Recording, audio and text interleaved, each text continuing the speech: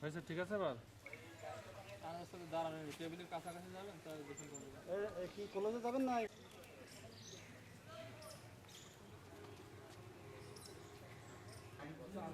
আমি তো চান্স পাইতেছি না ভাই।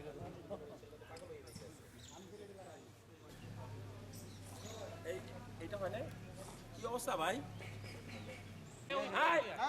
সব নিয়ে আয়, হ্যাঁ গাড়িতে উঠাও, উঠা গাড়িতে। জানে যে কয়দিন কি অবস্থা।